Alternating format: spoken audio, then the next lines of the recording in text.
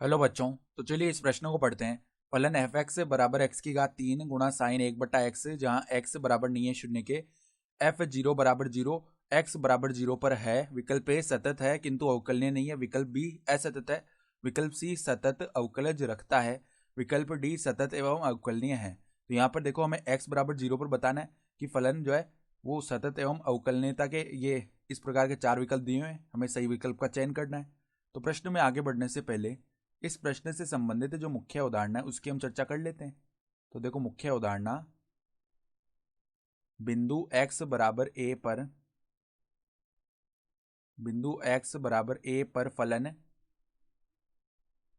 F x के लिए पहले देखो, जो बायां उकलज है वो क्या होता है, बायां उकलज जिसे हम दर्शाते हैं एफ डैश ए माइनस से, ये क्या होता है, लिमिट एक्स अग्रसित होता है ए माइनस, नहीं ए माइनस की नहीं, और यहाँ पे लिमिट एच अग्रसित होता है शून्य की ओर, ठीक है। फिर यहाँ पर F A minus H minus में आता है एफ ए, बट्टा में क्या आ जाता है, माइनस का एच। फिर ऐसे ही हम बात करें अगर दाएं उकलज की, तो वो क्या होता है, लिमिट एच अग्रसित होता है शून्य की ओर।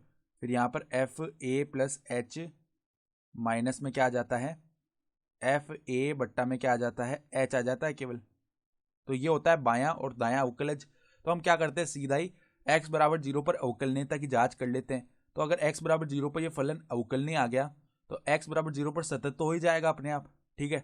अवकलनीयता की जांच हम वैसे भी बाद में करेंगे, मान लो एक बार सततता की जांच कर ली और ये सतत आ गया, तो उसके बाद हमें अवकलनीयता की जांच करनी पड़ेगी। तो उससे अच्छा ये रहेगा कि हम पहले अवकलनीयता की जांच कर ले। अगर x बराबर जीरो पर ये अवकलनीय हो गया तो सतत तो हो ही जाएगा, क्योंकि जिस बिंदु पर फलन अवकलनीय होता है वहां सतत तो होता ही है, ठीक है। तो हम देखो, x बराबर जीरो पर पहले बायां अवकलज निकालते हैं। तो f डैश ओ माइनस, मतलब ओ नहीं, यहाँ पे जीरो माइनस है, तो पहले तो देखो f जीरो का मान लिख लेते हैं, क्या होता है, f जीरो का मान सवाल में दिया हुआ है, जीरो है। तो f डैश जीरो माइनस ये निकालते हैं, तो लिमिट h अग्रसित होगा किसकी ओर, शून्य की ओर। और यहाँ पर देखो f, फिर यहाँ पर a का मान जीरो है, तो जीरो माइनस एच, यहाँ पे माइनस का h बन जाएगा, माइनस में f जीरो, बट्टा में है माइनस का h। तो अब देखो, माइनस एच इस फलन में रख देते हैं, तो क्या आएगा हमारे पास में, लिमिट एच अग्रसित होगा शून्य की ओर। यहाँ पे माइनस एच की घात 3 क्या बनेगा, माइनस एच की घात 3 ही बन जाएगा। वैसे हम इसकी घात 3 खोलेंगे तो माइनस 1 की घात 3 तो माइनस 1 ही होता है, तो वापस यही पद आ गया। फिर साइन की घात में, मतलब साइन के अंदर क्या आ जाएगा, देखो यहाँ पे माइनस एच रख दिया एक्स के स्थान पर, तो माइनस का क्या आ जाएगा, 1/h आ जाएगा, ठीक है। और देखो, माइनस में एफ जीरो का मान तो जीरो है, बट्टा में क्या चल रहा है, माइनस का एच चल रहा है। तो अब देखो, साइन माइनस थीटा का मान माइनस साइन थीटा होता है, तो ये माइनस बाहर जाके माइनस माइनस प्लस बन गया। तो अब देखो, एफ डैश जीरो माइनस का जो मान है वो क्या आ जाएगा, लिमिट एच अग्रसित होगा शून्य की ओर। और यहाँ पे अब देखना ध्यान से, क्या हो जाएगा, प्लस का आ जाएगा एच की घात 3 साइन 1/h, और बट्टा में क्या है, एच है, बट्टा में देखो एच नहीं है, बट्टा में माइनस का एच है, ठीक है। तो माइनस ऊपर लगा दिया और यहाँ पे एच है, तो एक एच से ये यहाँ पर एच स्क्वायर बन जाएगा एक एच से, ठीक है। तो ये क्या बन गया, लिमिट एच अग्रसित होगा शून्य की और minus H square sine 1/h। तो अब देखना, जब हम एच शून्य की ओर अग्रसित करवाएंगे ना, तो साइन के अंदर यहाँ पे अनंत बनेगा। अब साइन के अंदर कुछ भी बन जाए, लेकिन साइन का मान माइनस 1 से 1 के बीच होता है, ठीक है। तो यहाँ पे इसका मान तो माइनस 1 से 1 के बीच कोई परिमित संख्या आएगी, ठीक है। और गुणा में माइनस का एच स्क्वायर है, तो एच जब शून्य की ओर अग्रसित हुआ तो ये तो जीरो आएगा। अब जीरो से हम गुणा करेंगे माइनस 1 से 1 के बीच की परिमित संख्या, तो मान जीरो ही आने वाला है। तो जो बायां उकलज है ना, वो क्या आ गया, जीरो।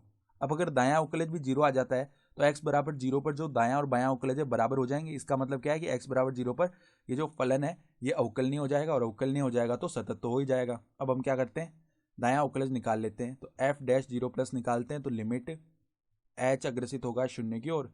यहाँ पर क्या आ जाएगा, एफ एच माइनस में एफ जीरो, बट्टा में क्या आ जाएगा, h आ जाएगा। अब h रख लेते हैं, देखो फलन में लिमिट h अग्रसित होगा शून्य की ओर। यहाँ पर देखो h की घात 3 साइन 1/h ये बन गया, माइनस में आ जाएगा जीरो और बट्टा में है h। तो देखो, एक h से एक h विभाजित हो गया। और यहाँ पर जब h को शून्य की ओर अग्रसित करवाएंगे ना, तो यहाँ पे वापस साइन अनंत बनेगा, जिसका मान माइनस 1 से 1 के बीच एक परिमित संख्या आएगा। फिर यहाँ पर वो h स्क्वायर यानी कि जीरो के स्क्वायर से गुणा होगा ना, तो इसका मान वापस से क्या बनने वाला है, जीरो ही बनने वाला है। तो हम क्या देख पा रहे हैं, x बराबर जीरो पर जो बायां अवकलज आ रहा है वो बराबर आ रहा है किसके, दाएं अवकलज के, अतः हम क्या बोल सकते हैं, तो अब देखो हम क्या बोल सकते हैं, अतः x बराबर 0 पर एफ एक्स अवकलनीय है। ठीक है, तो अगर x बराबर 0 पर ये अवकलनीय है तो सतत तो हो ही जाएगा। ठीक है, इसका मतलब ये भी है कि x बराबर 0 पर एफ एक्स सतत है। तो सतत और अवकलनीय दोनों हो गया, यानी कि जो विकल्प डी है वो हमारा सही विकल्प हो जाएगा। ठीक है, आशा करता हूँ कि आपको ये प्रश्न समझ में आया होगा। धन्यवाद।